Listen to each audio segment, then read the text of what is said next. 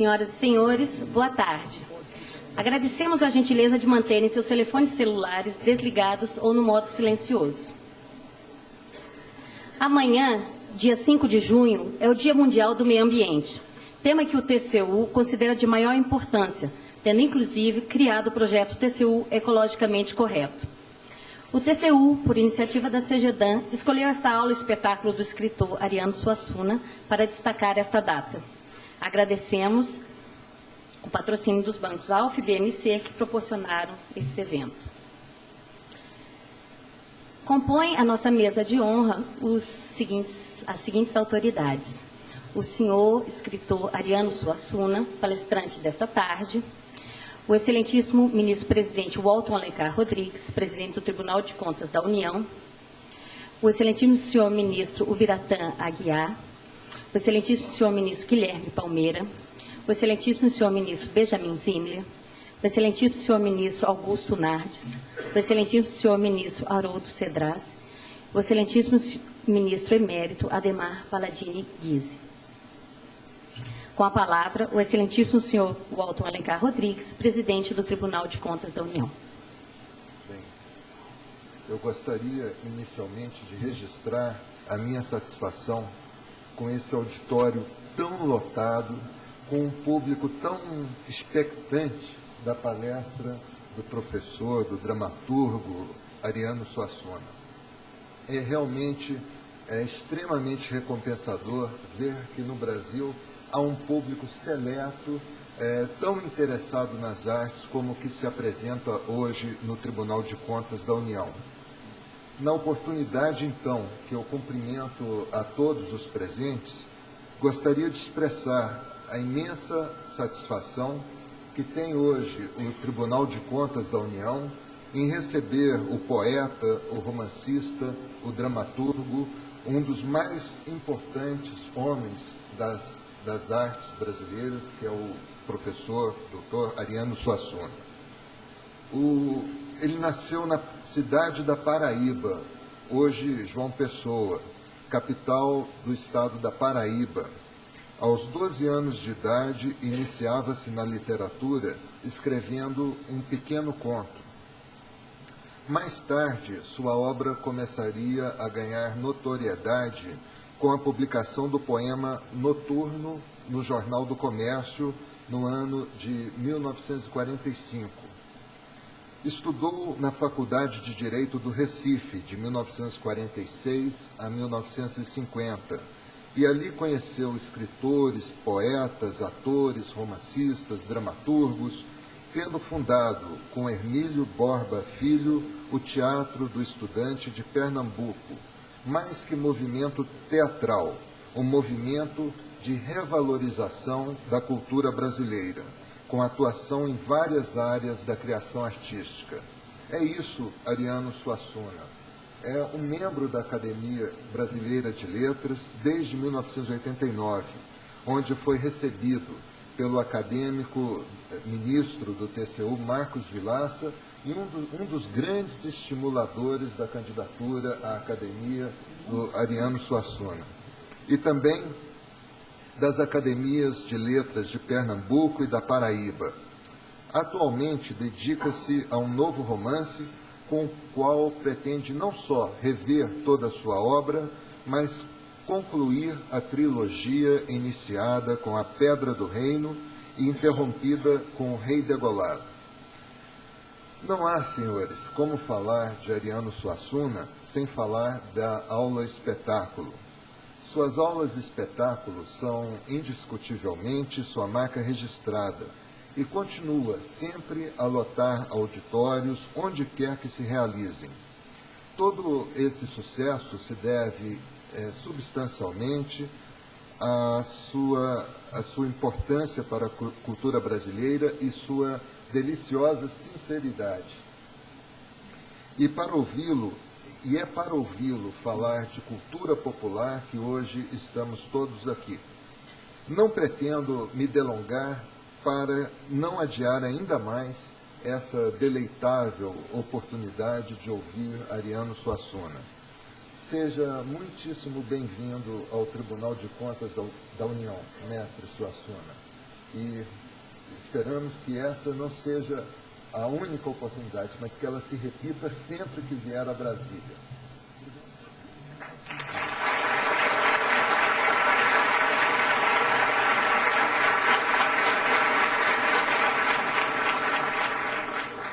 Agora, desface a mesa de honra para que os senhores possam assistir a essa palestra.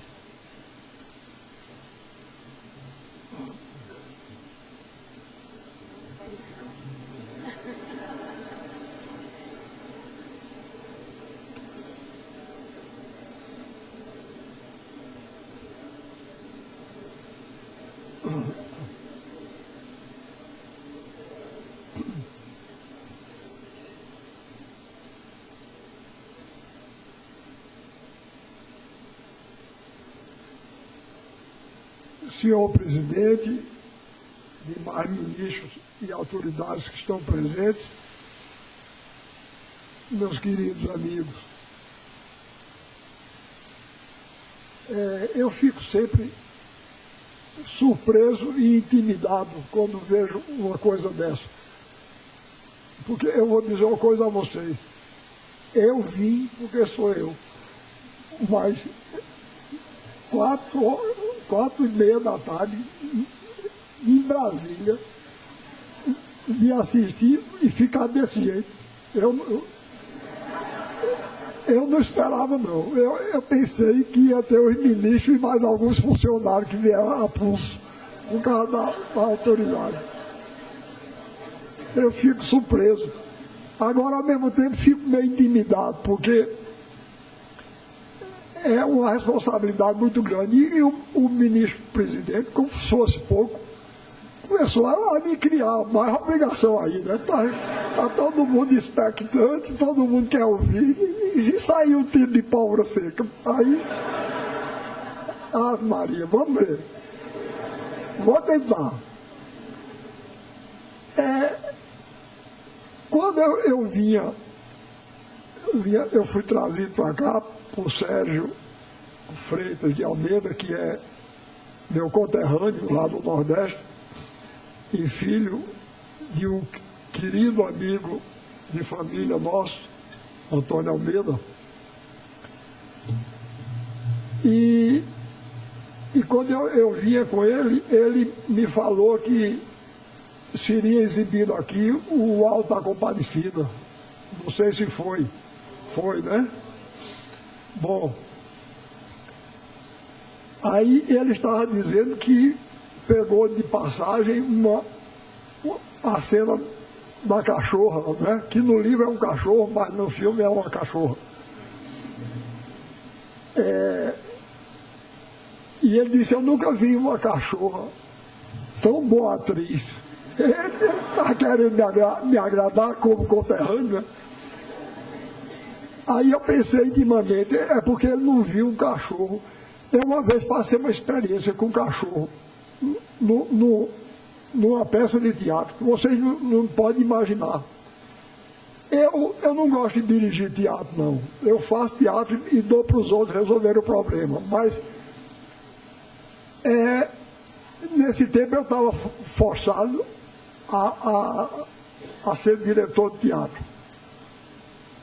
E encenei uma peça trágica, grega, Antígona, uma tragédia grega, e eu encenei com estudantes e operários, que eu fazia um trabalho no Serviço Social da Indústria, com operários, e ao mesmo tempo dava aulas no ginásio pernambucano de teatro.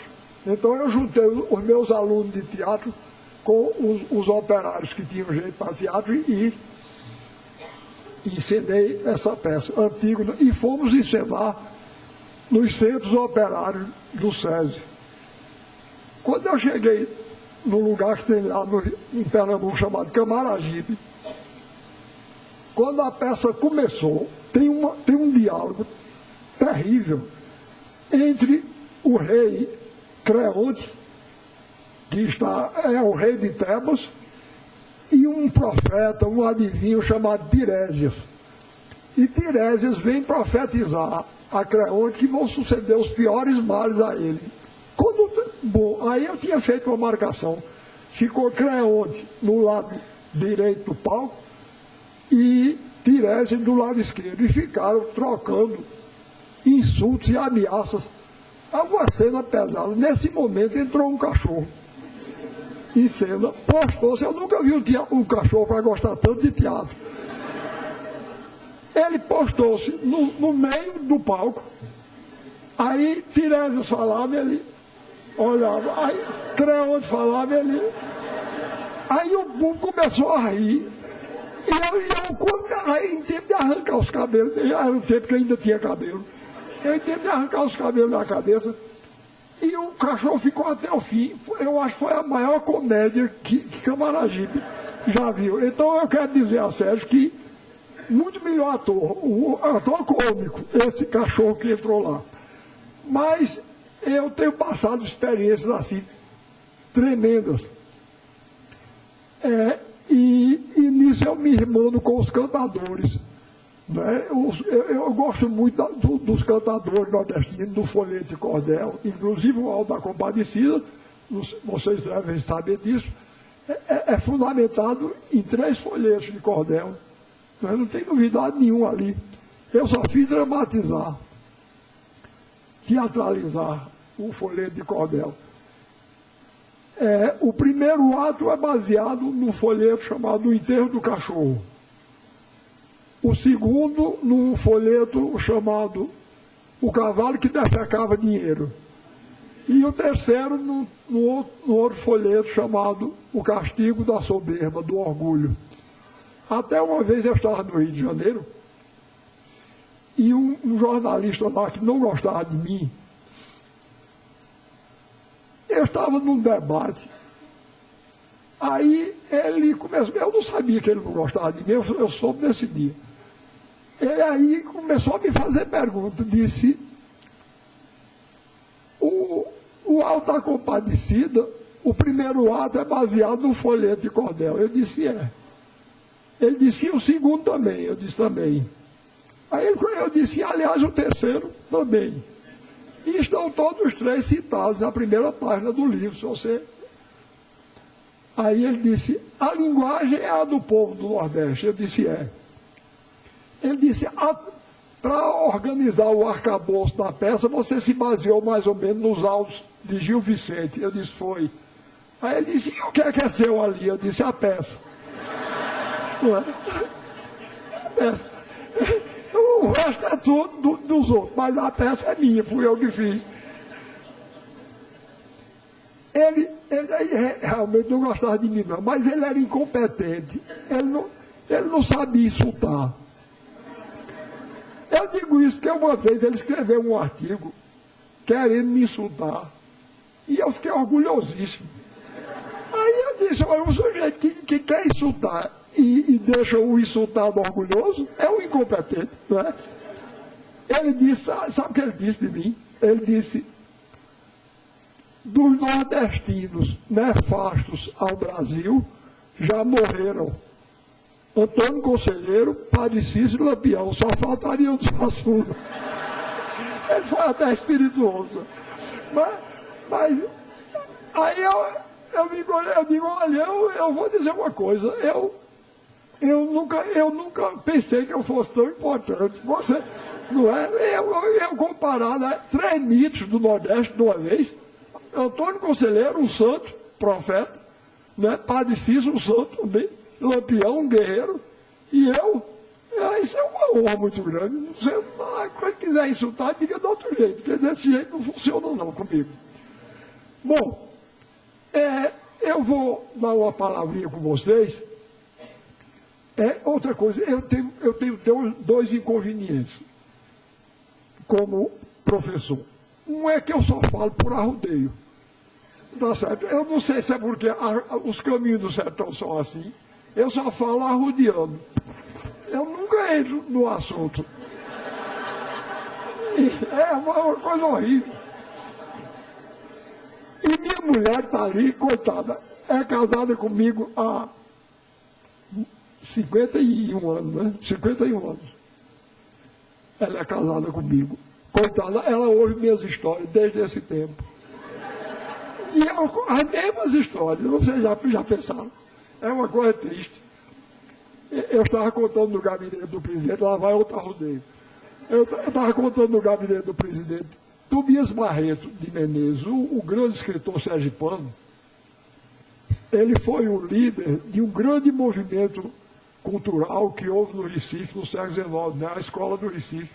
Ele e Tobias Barreto foram as duas grandes figuras da escola. E ele era um sujeito irreverente, muito engraçado, moleque, de um grande valor. E ele, como eu estava dizendo ao presidente, ele era pobre, negro e feio. Olha, isso hoje é uma barra pesada. Vocês imaginem, no Pernambuco agrário e feudal do século XIX. Pois bem, ele sofreu uma discriminação, um preconceito, uma discriminação horrorosa. Ele fez 3 concursos para a faculdade, tirava o primeiro lugar, nomeava o terceiro ou o segundo. Somente na 4ª vez que ele fez concurso, os estudantes fizeram um movimento, os estudantes eram loucos por ele. Fizeram um movimento, aí, pressionado, nomearam Tobias. Aí ele, com toda a razão, ficou ressentido contra os professores da faculdade, né? E então ele dizia que os professores da Faculdade de Direito do Recife eram tão rotineiros que um dia um deu uma aula lá de Direito e, para ilustrar a aula, contou uma anedota. Todo mundo riu e um aluno ficou sério. Ele virou-se e disse: você não achou graça não? Ele disse: não, senhor, é porque eu sou repetente, eu já ri o ano passado.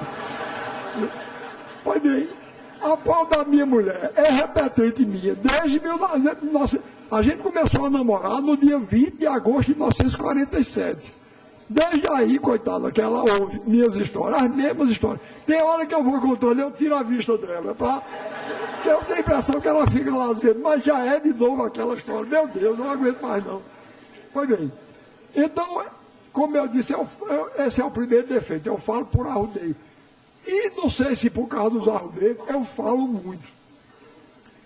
Mas você faz o seguinte, eu tenho umas horas aqui que eu vou ler umas coisas. Se eu estiver enchendo muito, vocês podem sair, tá? Sintam-se em casa, porque isso é um lugar muito ruim para a gente sentar em conferência. Eu não sei, eu fico ali, ou então aqui. Porque, não é? Porque começou a me encher e ninguém nota. E eu, às vezes, saio de costa para o pessoal pensar que eu estou chegando. Não começa com isso, não. Pois bem.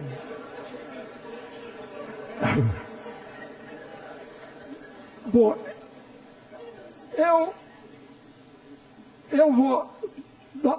eu tenho um irmão, o Marcos, de que eu falei há pouco, que ele diz que desde pequeno só me ouve falar sobre um assunto: raiz popular da cultura brasileira. E é mesmo. Às vezes me convidam, agora mesmo chamaram para falar sobre comércio e cultura. Eu sei nada de comércio, não é?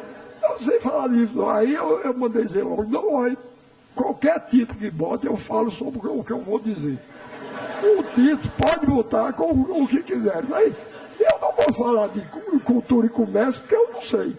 Eu só sei falar de cultura, de comércio eu não sei. Não sei não. Se quiser, é assim.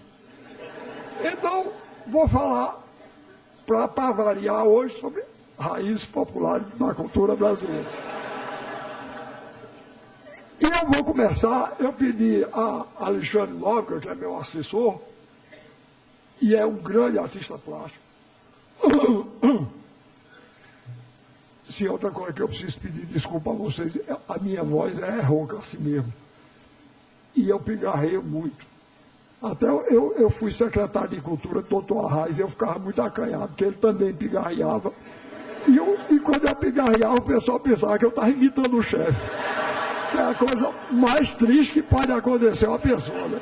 Perder a personalidade a tal ponto que o chefe pigarreia. Mas o meu pigarro é genético. Eu herdei do meu bisavô. Meu bisavô era rouco, meu avô, meu pai, eu sou e meus filhos. Já tenho um filho rouco. Então é uma coisa genética. E às vezes as pessoas trazem, eu começo a pigarrear, trazem água, não resolve não. Não sei se é uma coisa nervosa. Outro dia um amigo meu, que é psiquiatra, disse, Ariano, isso não é psicológico, não. Eu digo, e se for? O fato é que existe. O psiquiatra tem uma mania doida, né, de dizer essas coisas.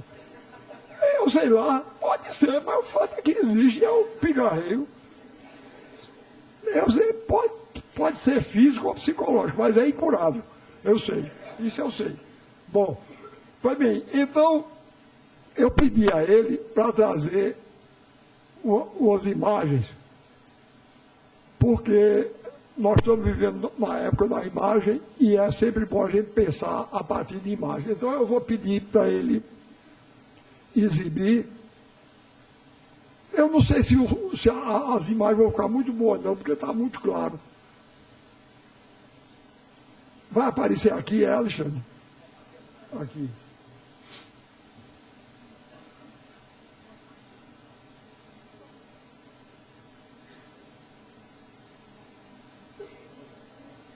Zero.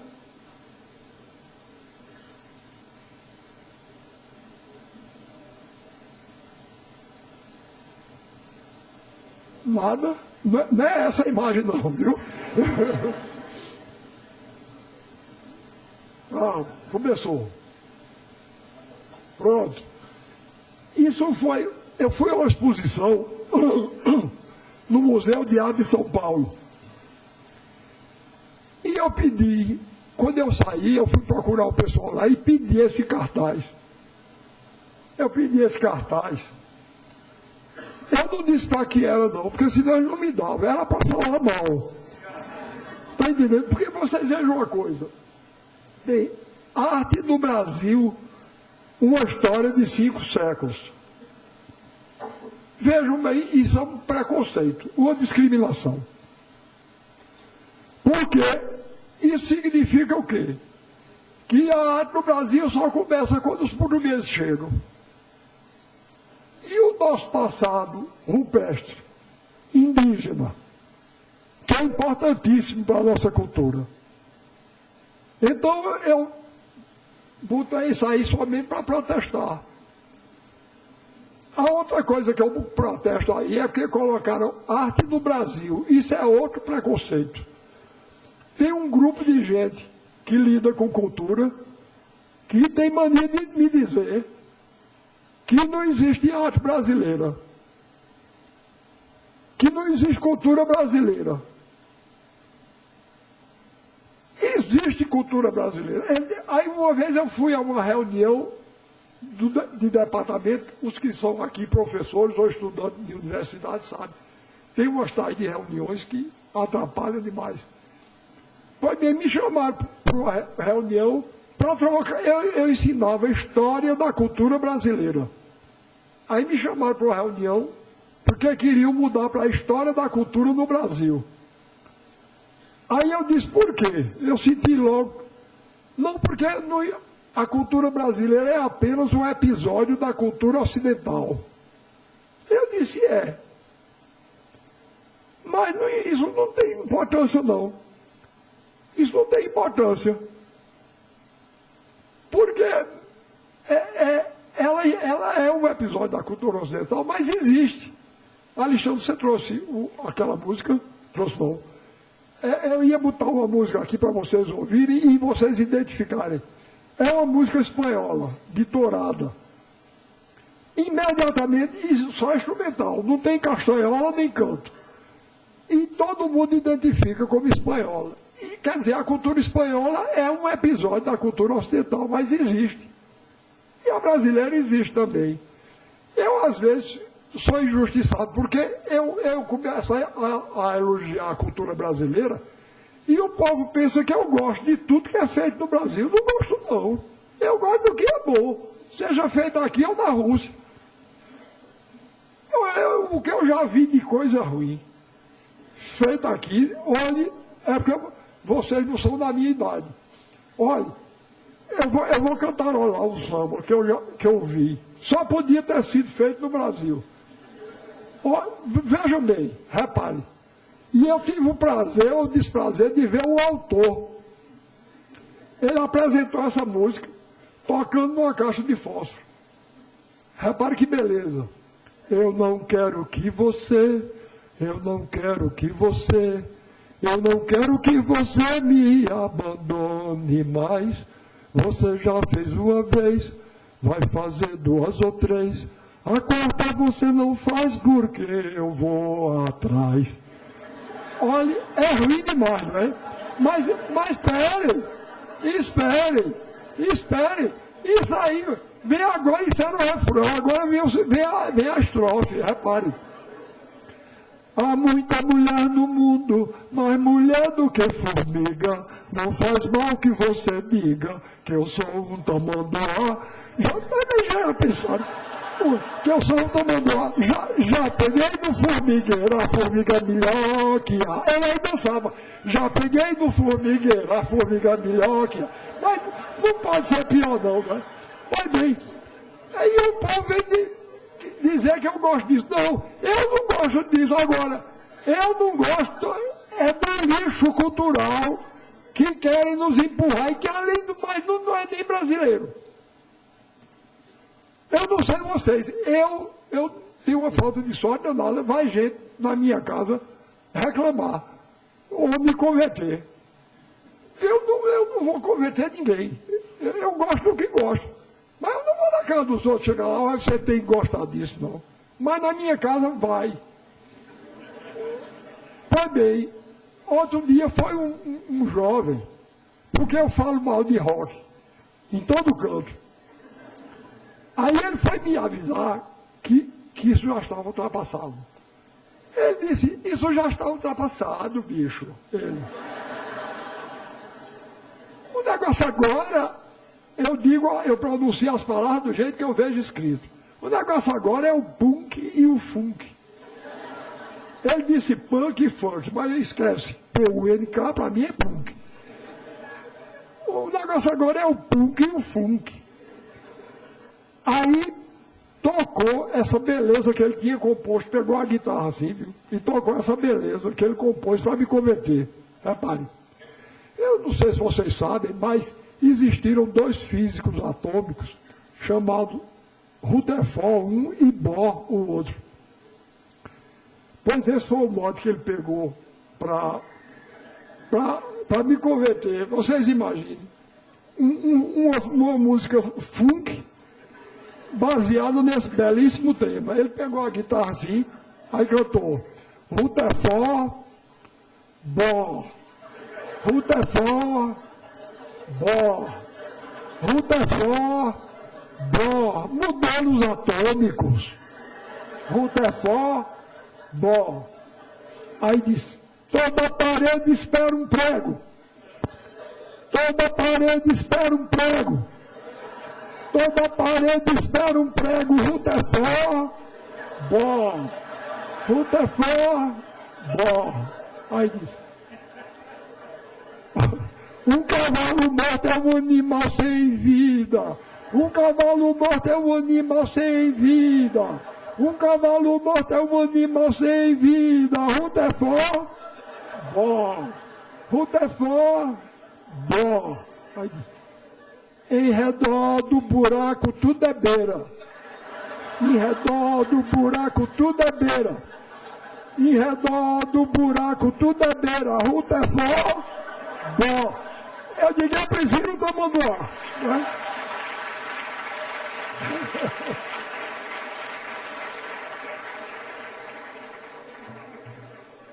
Agora, existe aí agora uma profissão estranha chamada DJ, não é? Vai bem, dois DJs, que um dos quais atende pelo nome de Jacaré Banguela, o outro eu não me lembro não. Jacaré Banguela. Filmaram isso, eu andei contando essa história aí, por aí, filmaram. E Jacaré Banguela e o companheiro dele fizeram um filmezinho que está na internet. Se vocês quiserem, pode olhar lá, viu? Eles botaram lá e botaram com a batida de funk. E o título, o funk do Suassuna. Me demoralizaram. E eu estou pensando seriamente em abandonar a carreira de escritor e começar uma de cantor funk. Porque me disseram, olha, as edições de meus livros são de 2.000 exemplares, 3.000. Me disseram que já está com mais de 80 mil inserções. Num tal de YouTube, que eu não sei o que é. Pois bem, diz que Rutherford bota lá, está um sucesso. Faz mais sucesso do que eu e o Alta Compadecida juntos. Bom, pois bem, então, vejam bem, como eu digo, eu prefiro o primeiro, né? O do Manduá, porque pelo menos é feito aqui, e é em português, é bom. De ruim, mas bom.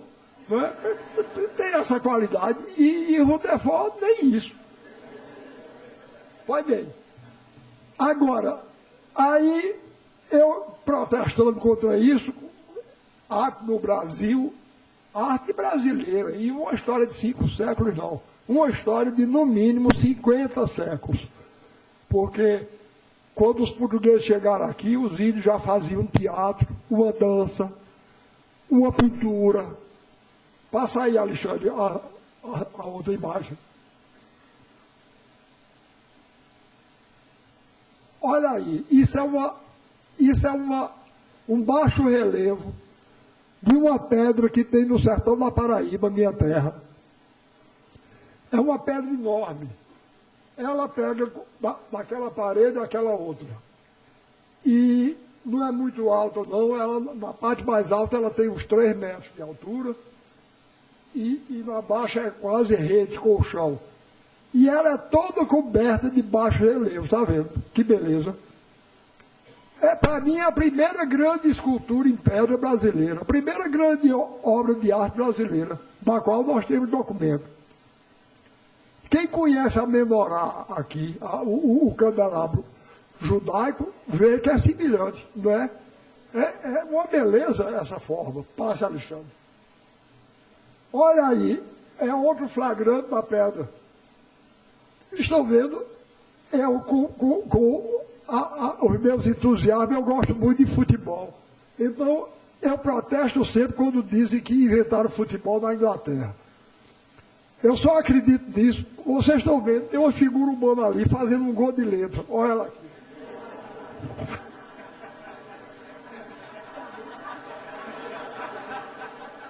Um gol de letra assim. Então, essa pedra tem no mínimo 5.000 anos. Eu só acredito que o futebol foi inventado na Inglaterra sem me mostrar uma pedra de lá, desse jeito. Não é? Vejam que beleza. Eu sou um plagiador desgraçado. Eu desenhei também. Eu já plagiei essas formas que estão aí. 200 vezes. Passa, Alexandre.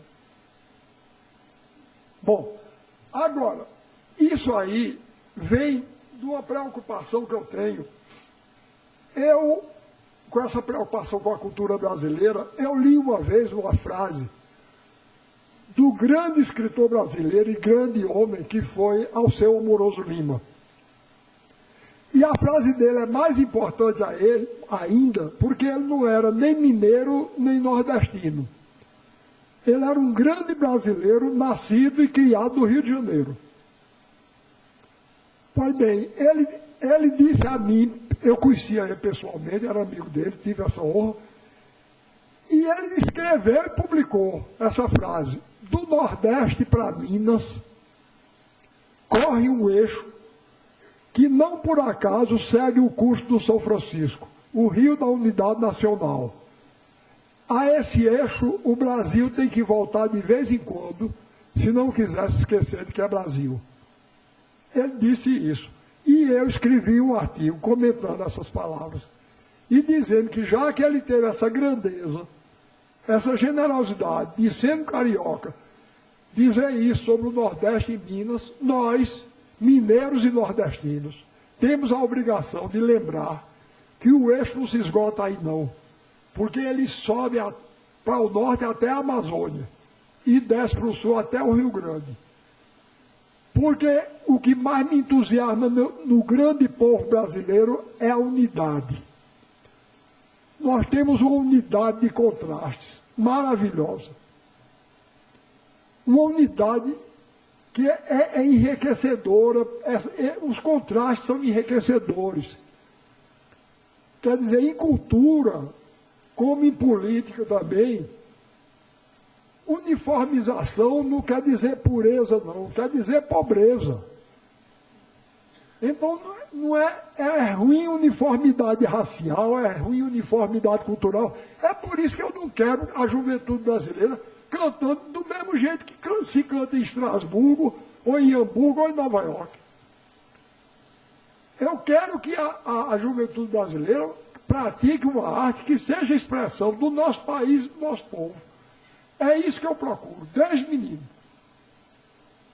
Eu nunca quis imitar nem o teatro americano, nem o europeu. Eu sempre quis fazer um teatro, um romance, uma poesia que expressasse o nosso país e o nosso povo. E então eu acho que a frase de Alceu Mourão Lima tem que ser levada em conta. Temos que voltar ao eixo brasileiro de vez em quando. Pois bem, depois que eu li a frase dele, eu pensei qual seria a expressão plástica mineira da ponta de lá, da ponta mineira do eixo. Qual seria a expressão plástica? E cheguei à conclusão de que era o Santuário de Congonhas, com os 12 profetas em pedra do Aleijadinho. E esse aí é um dos profetas, é Isaías. Olha, outro dia, um artista brasileiro, eu não vou dizer o nome dele não, porque eu sou tão azarado que é capaz de ter um parente dele aí. É mesmo. E eu sou muito contrário a pessoa falar mal dos outros pela frente, né? É uma falta de educação. Eu acho que é uma falta de educação, não acho não. Quem fala mal pela frente, constrange quem fala e constrange quem ouve. Não custa nada a gente esperar que a pessoa dê as costas. Pois bem, então eu não vou dizer quem é, mas ele disse o seguinte, ele até me elogiou na primeira parte da frase, ele disse que me elogiava pela minha tenacidade em defesa da cultura brasileira, mas ele preferia a cultura americana. Eu disse, pois meus pêsames, porque eu vou dizer uma coisa a vocês, me mostre um escultor americano dessa dimensão. Tem nada, não tem um, nem na época do Aleijadinho, nem hoje. Não tem um músico, na época do Barroco, não tem um músico como José Maurício Nunes Garcia. E, modernamente, como Villa-Lobos. Mostre um músico americano da dimensão do Villa-Lobos. Tem nada. Para a gente ficar imitando. Não é nem a arte americana. É o lixo cultural que os meios de comunicação de massa enfiam de goela abaixo na gente. Não é? Não vou nada. 1000 vezes o tamanduá. Olha, outro dia, eu estava com minha mulher. Em São Paulo. A gente eu dei uma aula lá e depois a gente voltou para o hotel e já era tarde, já estava quase na hora do restaurante fechar e a gente ficou no restaurante. E estava lá um telão de televisão. Enorme. E passando um festival que aconteceu na Inglaterra, com a presença do príncipe Charles. Olha, eu vou dizer uma coisa a vocês, eu nunca vi tanta gente feia, nem nunca ouvi tanta música ruim. E o príncipe Charles aplaudindo. Olha, feiura é um direito, né? Eu, por exemplo, nasci feio, o que é que eu posso fazer? Mas aumentar a feiura, o jeito de aumentar a feiura, aí não. Aí a culpa é dele, não é? Eu vou dizer uma coisa a vocês. Tinha uma mulher lá. Eu nunca vi uma mulher mais esquisita. Eu disse há pouco no gabinete do presidente que eu me identifico com o Chicó, porque eu gosto daquelas mentiras dele. Mas eu juro que eu estou dizendo a verdade. Tá certo? Eu juro que eu estou dizendo a verdade. A mulher era mais alta e mais magra do que eu. O nariz dela era do tamanho do meu. Eu tenho um nariz respeitável.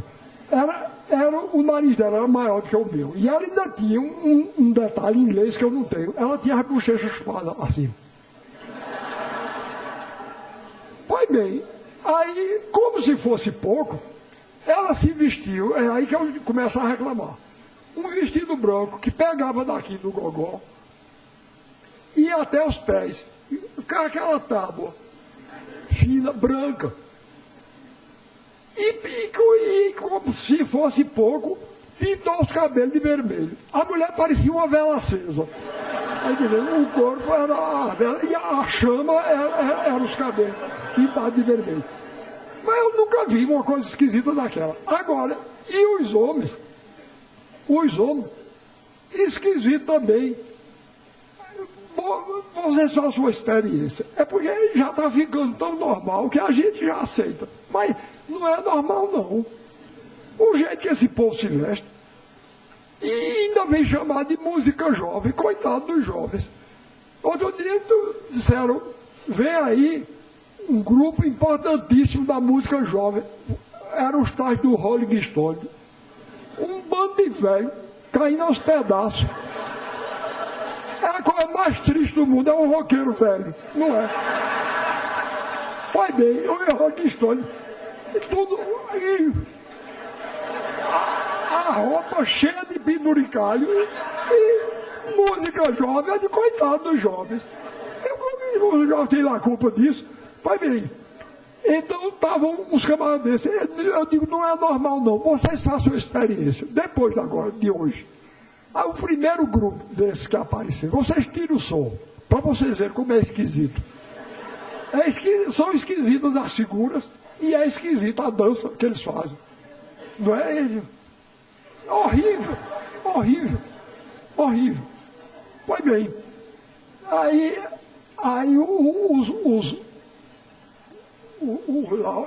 esses homens de roupa cheia de penduricalho não era no todo não, era de um em um. Cada um deles tinha a cabeça cheia de pitó, os cabelos amarrados e com cera, e pintado cada um de uma cor diferente, azul, amarelo, verde, vermelho. Agora e o Prince Charles batendo palma, e eles cantando I ride roads, bright rain. Uma coisa horrorosa, inclusive a vela lá. Pois bem, e o príncipe aplaudindo. Eu desprazer, eu disse, eu já desconfiava do mau gosto desse príncipe. Porque quando eu vi ele deixar a princesa Diana por aquela jabiraca, porque ele está casado, não é? Aquele príncipe tem mau gosto. E eu só disse, se tinha alguma dúvida, eu perdi nessa noite, tá certo? Quando eu vi ele aplaudindo aquela maravilha lá. Bom, então, vocês vejam o Aleijadinho. Eu não tenho mais inveja da França, não. Eu tinha inveja da França, por causa de Rodin. Mas, vendo o Aleijadinho, eu não tenho, não. Não tenho mais, não. O Aleijadinho é um escultor de dimensão mundial. Tá certo? O Brasil pode se honrar, o povo brasileiro pode se honrar, porque das fileiras dele saiu esse grande gênio da escultura. Passa, Alexandre. Olha aí, o Aleijadinho aí. Daniel, o profeta Daniel. Olha que beleza. Passa, Alexandre. Está vendo? Isso é que é um escultor. E isso é escultura mesmo. Agora, outra coisa, o pessoal fala em movimento funk. Você já viu alguma escultura funk? Aquilo não é movimento, coisa nenhuma. Aquilo é uma onda musical e ruim. Não é? Amanhã passa. Eu faço uma distinção muito grande entre êxito e sucesso. Sucesso é fácil de alcançar. Tá certo?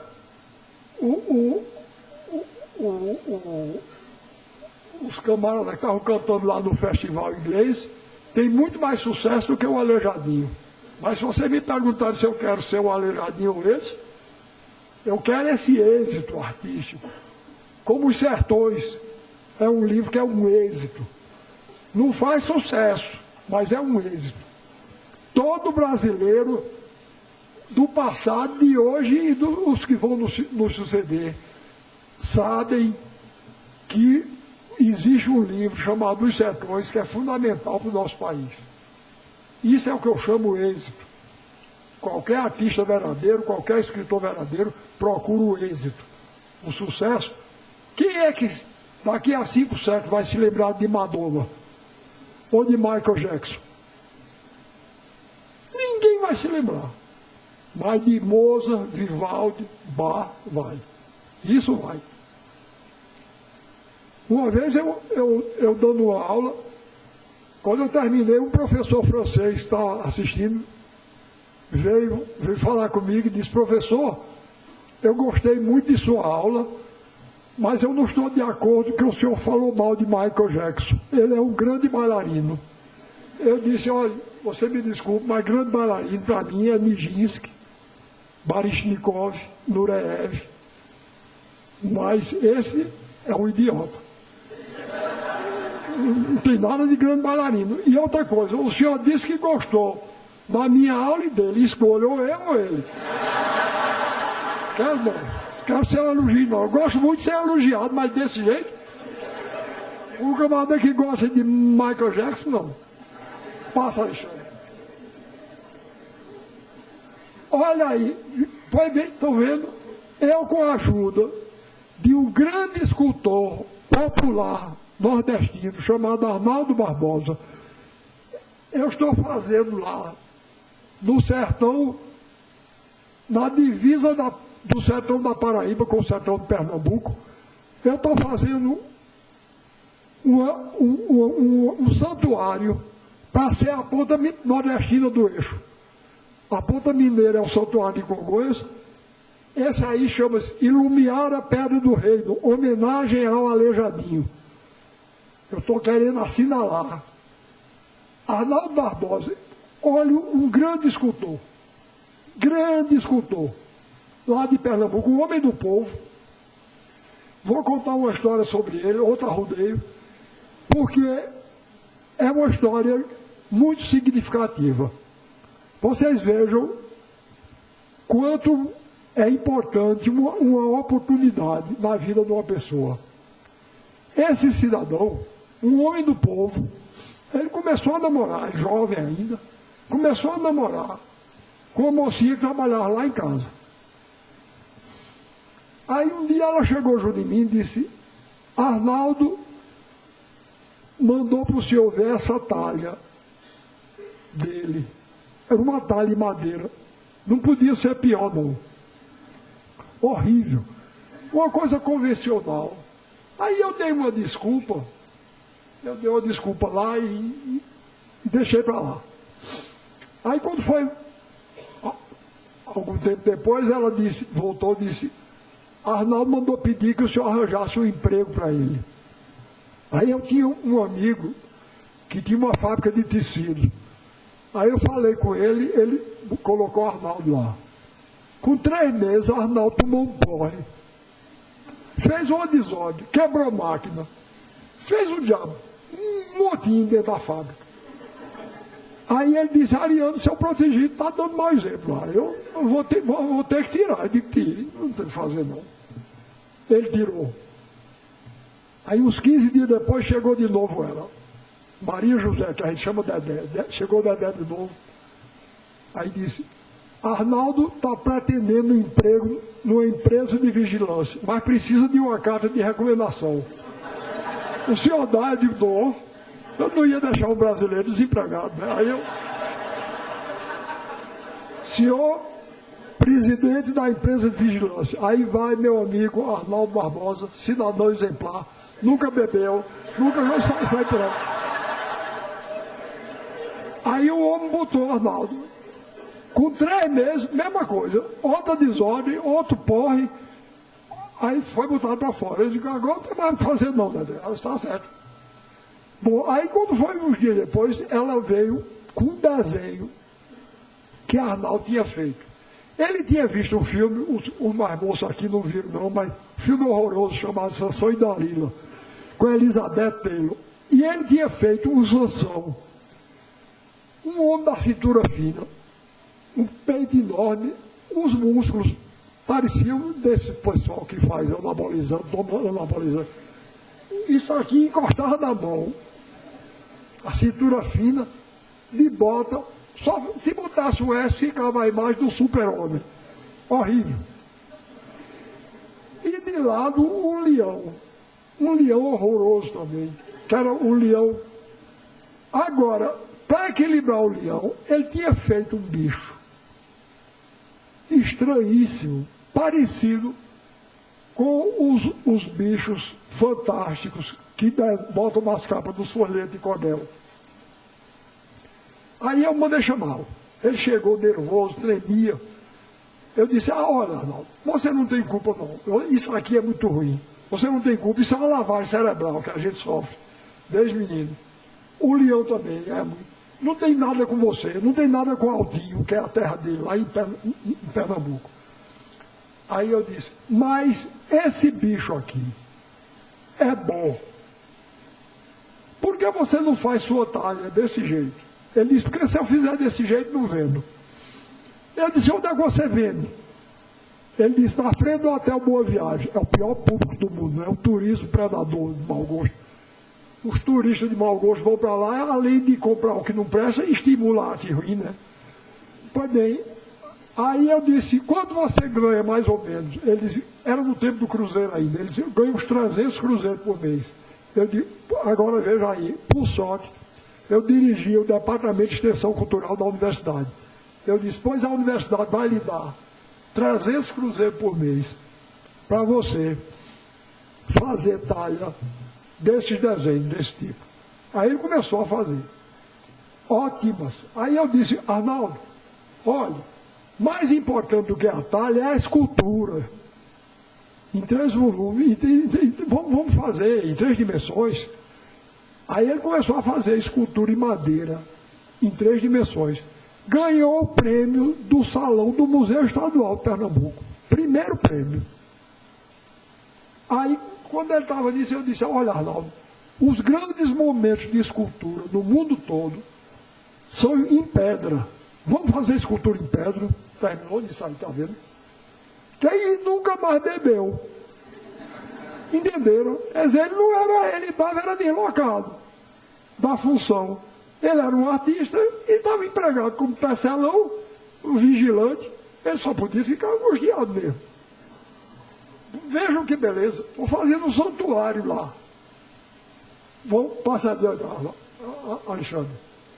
Olha aí a escultura dele. Está vendo? Olha que beleza.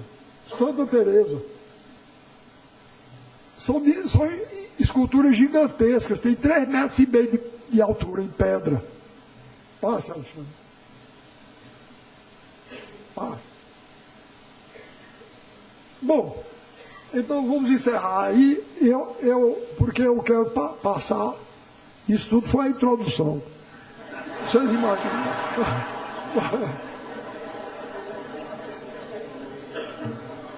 Mas como eu disse, eu despacho já. Como eu disse a vocês, eu tenho interesse por outros tipos de arte. Eu sou um escritor, fundamentalmente, mas eu gosto de pintura, gosto de escultura, gosto de música, gosto de dança. E aí, uma vez, parece até que eu estou tomando assinatura com São Paulo, mas não é não. Eu cheguei em São Paulo, na primeira página do jornal, e estava um retrato de um grupo de jovens que se propunham, como eles diziam, a renovar a dança brasileira. Sabe como era o nome do grupo? Street Dance. E eles diziam lá que tinham se baseado nos grupos de jovens de Nova York e Chicago. Mas como é que, para renovar a dança brasileira, a gente vai procurar modelos em Chicago e Nova York? Isso é uma renúncia do nosso país, não é? É a renúncia à nossa verdade de povo. Não pode ser, não. Espera aí, Alexandre. Vai, cuidado. Viu? Pois bem, e então eu reuni um grupo de bailarinos jovens, dirigidos por uma coreógrafa chamada Maria Paula Costa Rico. Olha, e eu fiz questão, inclusive, de fazer no grupo um retrato do Brasil, está entendendo? Eu fiz questão de botar 2 negros, um rapaz e uma moça, que são inclusive de uma favela lá do Recife. Porque eu queria procurar uma dança brasileira que fundisse a dança erudita com a dança popular. Que é essa tentativa de tudo que eu faço, desde os 18 anos de idade, ou 15. Então, peguei um compositor lá, pelo qual eu tenho uma admiração enorme. É a tal coisa. A música dele é um êxito, mas não é um sucesso, é uma injustiça. Pois bem, todos esses artistas que vocês vão ver são injustiçados pela mídia, inclusive do Recife.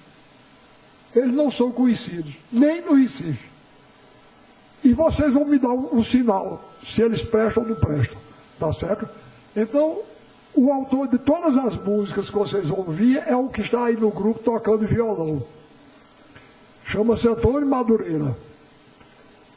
E vocês vão ouvir a primeira música como a primeira etnia importante na formação da cultura brasileira foi a indígena. A gente fez questão de fazer como primeiro número de dança esse toré que vocês vão ouvir. E que, não sei se vocês sabem, mas o toré é o nome de uma cerimônia religiosa indígena. E ele se baseou na música do toré e a gente procurou fundir os passos do toré com a dança erudita para fazer o que vocês vão ver. Se vocês não gostarem, vai, não vai não, senão eu me desmantelar aqui e não digo mais nada. Aí vocês fiquem parados, mas se gostarem, me dê um sinal. Vamos ver lá o toré.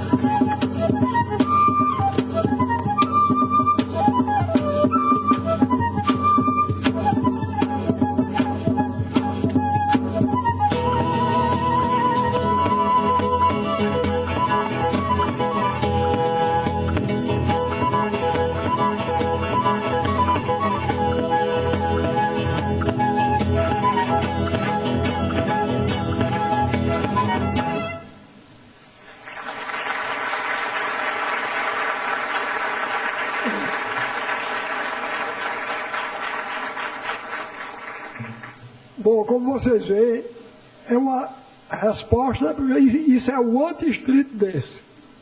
Não é? Tá vendo? É a busca de uma dança brasileira mesmo, que seja expressão do nosso país, do nosso povo.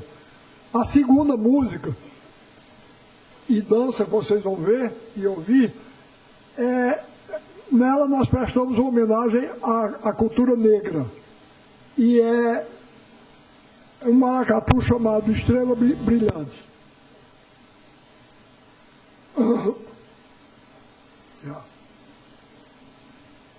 Eu vou correr um pouco, que eu sei a volta para casa é uma coisa horrível. Eu sou de classe média também. E onde eu vim, vindo do aeroporto para cá, que a volta de vocês vai ser dramática hoje.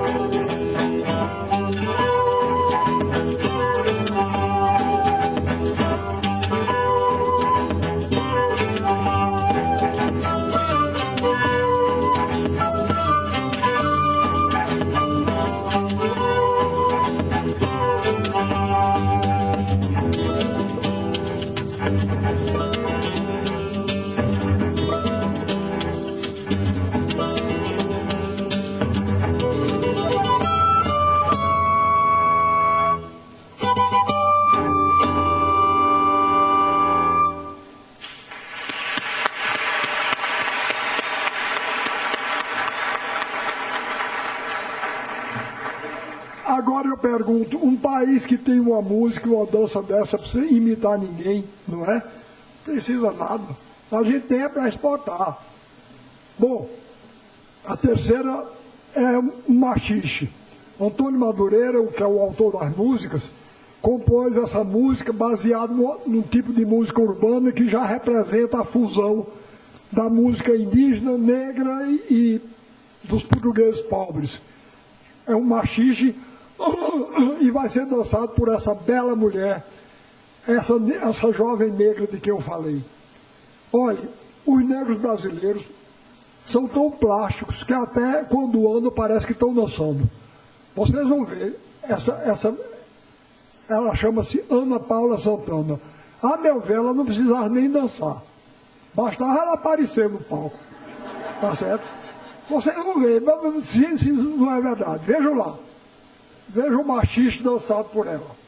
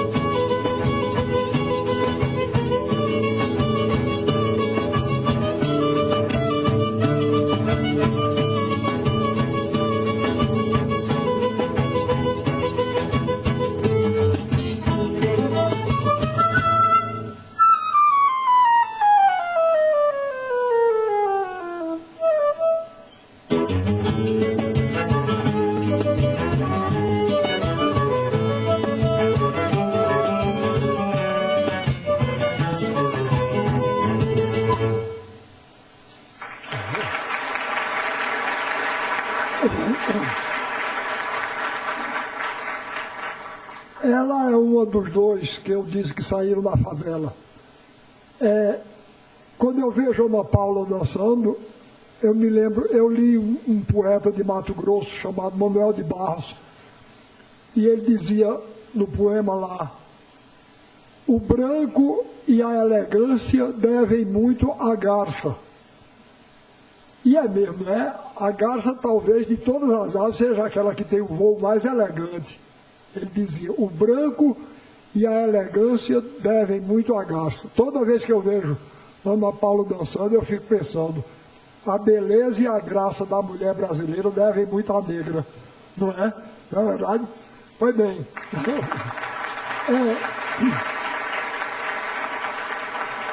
Agora nós vamos ouvir um dobrado. Quer dizer, vamos ouvir a recriação erudita de um dobrado feita por Antônio Madureira para esse naipe. O naipe de instrumentos é o mais tradicional possível. A gente não usa guitarra, não. Estão aí violão, flauta, violino, percussão e violoncelo. É um grupo de câmara, porque a gente não faz concessão, não, ao sucesso. A gente procura o êxito.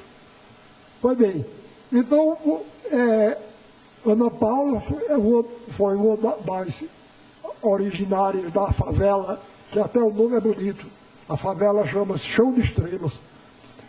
E o outro rapaz negro que dançou também é de lá, e é que vai ser o solista do dobrado.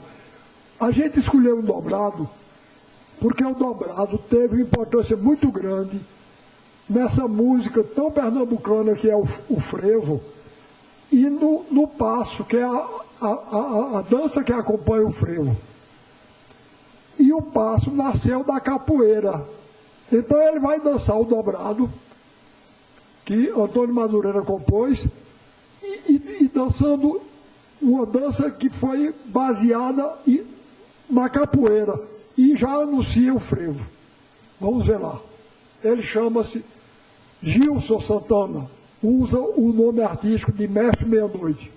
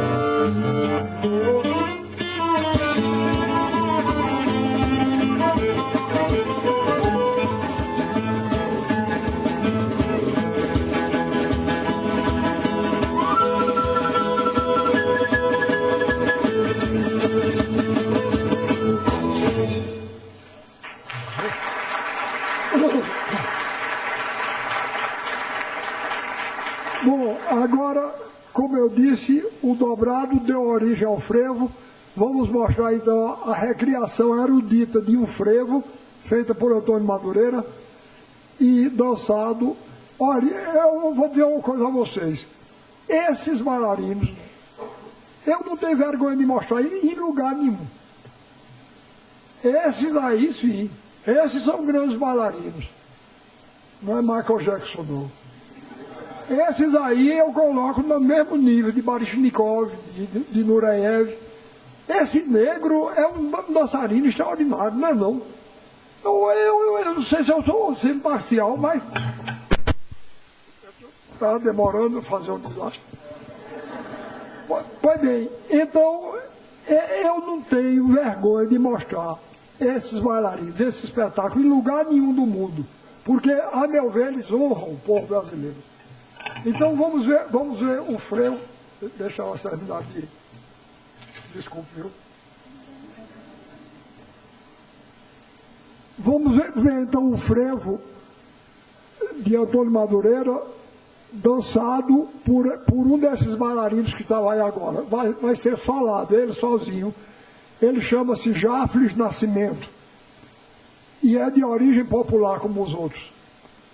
O segundo que estava acompanhando o Gilson Santana aí é Pedro Salustiano, é filho do grande mestre Salustiano e teve a formação dele num grupo de cavalo marinho. Então estão aí fazendo essa beleza de dança. Vamos ver se vocês gostam do frevo.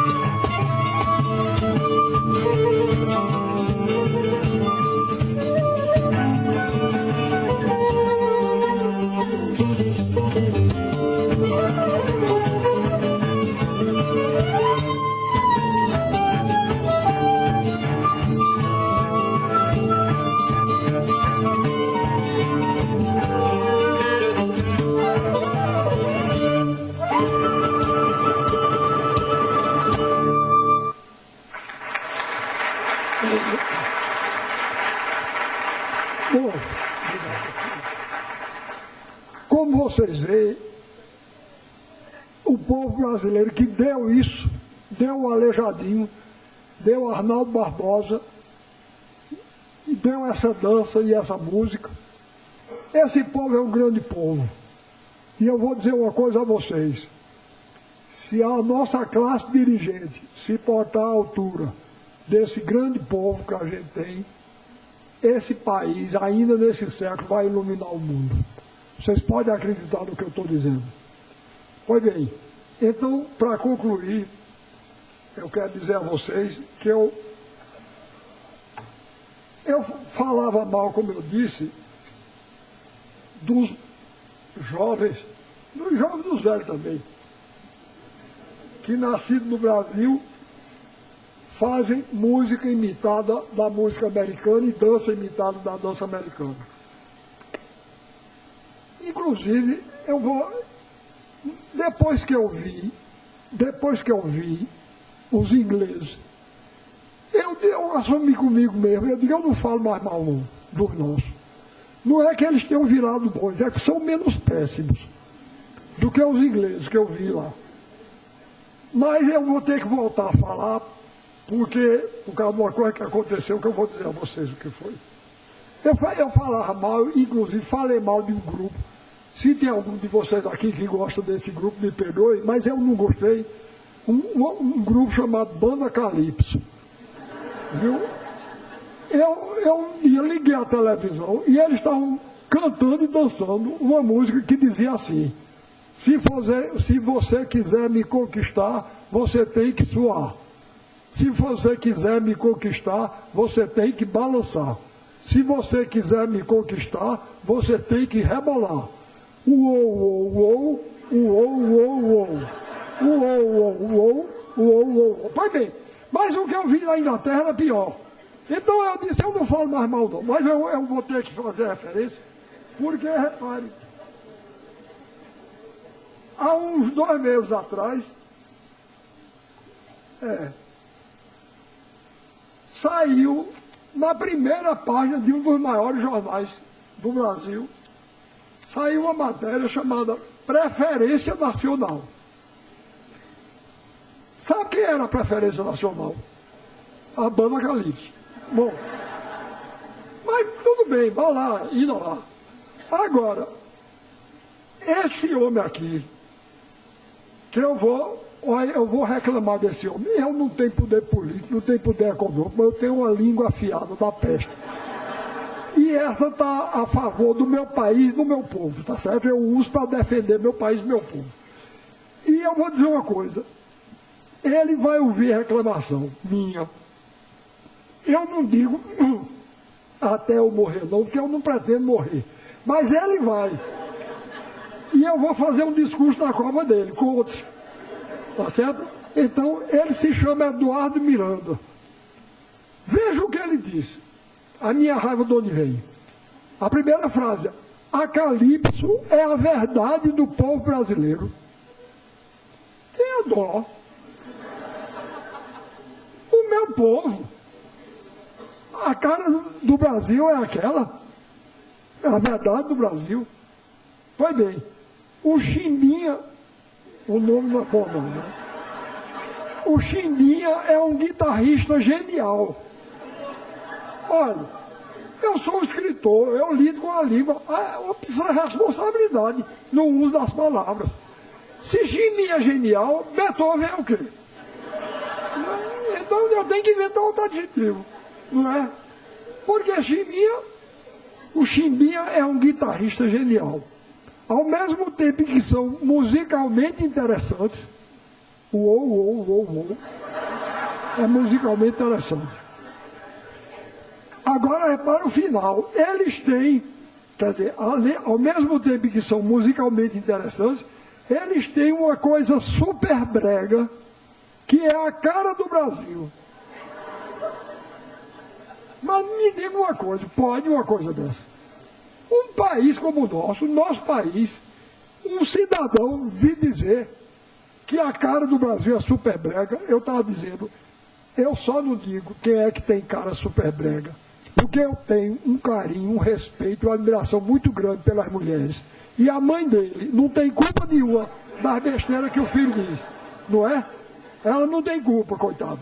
Pois bem, então eu quero dizer, com esse espetáculo, eu quero dizer a ele e a vocês e a todo mundo que a cara do Brasil não é super brega não, nem é a Banda Calypso, nem é a Chimbinha, nem é Eduardo Miranda. A cara do Brasil são esses músicos e bailarinos que vocês acabam de ver. São vocês, sou eu. E é muito bonita. Muito obrigado pela atenção.